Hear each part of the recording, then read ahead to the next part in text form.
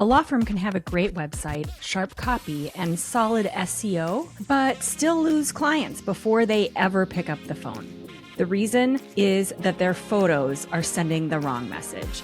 John Demato has spent nearly a decade helping thought leaders align how they look with what they say. And in this Counsel Cast episode, we break down exactly where law firms get their visual branding wrong and what to do about it. We revisit one of our standout conversations covering why stock photos destroy trust, how to build a real photo, the photo strategy before you ever book a photographer, and the specific questions every firm should answer to make sure their imagery matches up with their credibility that they have worked so hard to build.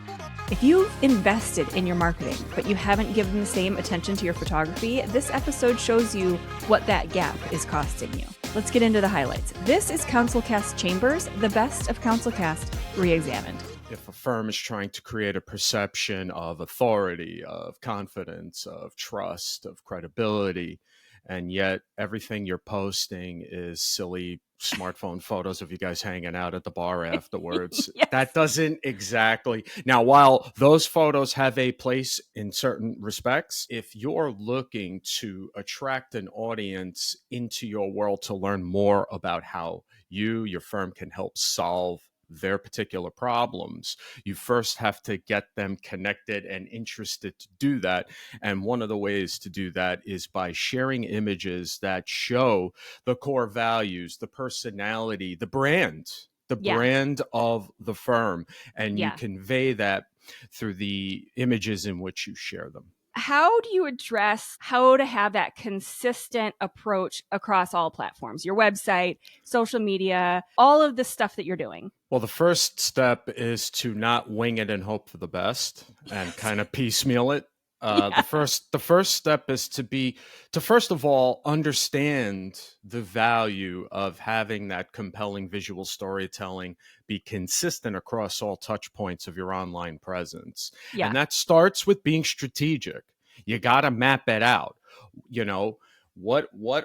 How do you want to be perceived? What is the brand itself? What are the services? Show your audience of potential clients how the sausage is made. Get them intrigued and learning more about the specific way in which you can solve their problems. And when you do that, you're giving them an opportunity to visualize what it actually looks like to work with you folks, as opposed to how much do you cost and, when can you get started and how long is it going to take? Right. So, Nitty gritty. Why do you have such a strong reaction to stock photos? I mean, they're photos. They were done in a lot of cases by professional photographers.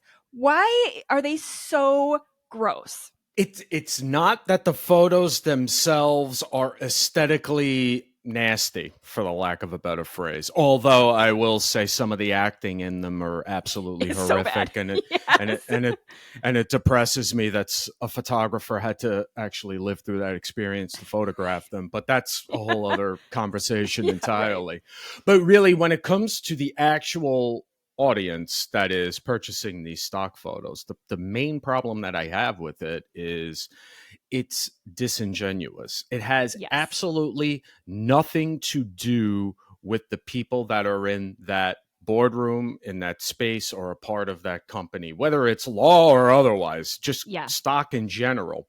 And again, if we're talking about building relationships, if we're talking about building trust and credibility, how the hell can you build credibility when you're posting a photo of like 10 people shaking hands and it's the most uncomfortable looking thing I've ever seen in my life? Right. Or the doctor ones are even worse. The guy standing there with the stethoscope, and he's like, it's like, in what world does that actually look realistic ever? Yes. The answer is it doesn't. It doesn't. It looks super fake, and then it calls into question your authenticity and you lose trust. And there's so many articles that I love reading about how stock photos actually diminish your trust when the whole point of this exercise is to build trust. What's a thing or two that people should think about actually doing based on everything we've talked about? Okay, so when you just asked me that question, I wrote down perception and personality. I think that the biggest thing that anyone listening to this right now can do in terms of seeing where they're at, in terms of how they're putting themselves out into the world, is to look at all of the photos that are on your website. Look at all the photos that you're using. If you have a public presence and you promote yourself on podcasts, like you were talking about those two more celebrity driven or famous lawyers you were talking about. Yeah. Like if you're that type of person that's public facing, look at your media kit, see what your images Yep. look like. Look at your social profile, your banners, all of that stuff. And before you do that, answer the questions. What are the 5 words about how you want to be perceived by those you serve? And what 5 aspects of your personality do you want to convey to them? And then once you have those words, look at the images. Does it match up? If it doesn't match up, it is either option A, look at your library, see if you have something you can put in that's more appropriate, or B, it's time to give a little ringy-dingy to a photographer and get to work. Yes, seriously. And, at the end of the day, how often do you think people should be updating their photos? Well, the first easy one to list would be if you are going through an overall refresh, rebrand of everything. Sure. Another one would be if you have gone through some kind of a life transition, your appearance has changed, or if there's another one is a business transition. You've added a different service that you need to get candid lifestyle shots of to represent it on the service pages and when you talk about it online.